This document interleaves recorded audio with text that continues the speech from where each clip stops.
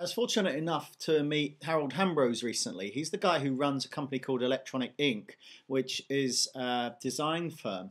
Now, normally I don't really hang out with designers for some reason, but Harold got in touch because he's just written a new book, which is called Wrench in the System.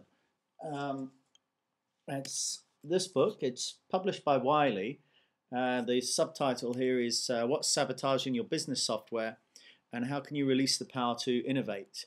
Uh, and it's quite a weighty book, and it's actually very beautiful. There's not that many books around where you see so much care has been taken over the pictures that have been used internally, and just the presentation. The style is really good. I mean, it's not very often that you see this kind of stuff. I mean, there's a lot of pictures that have been used in here. It's been designed really well and laid out very nicely, but the content's also good.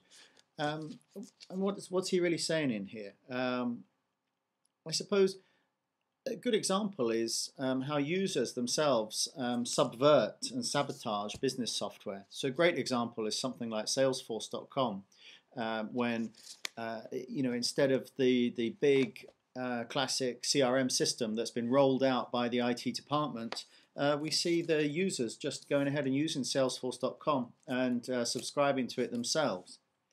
A lot of people are talking about cloud and SaaS at the moment, software as a service, as being the end of software problems. Everything will be fine once it's rolled out as a SaaS solution.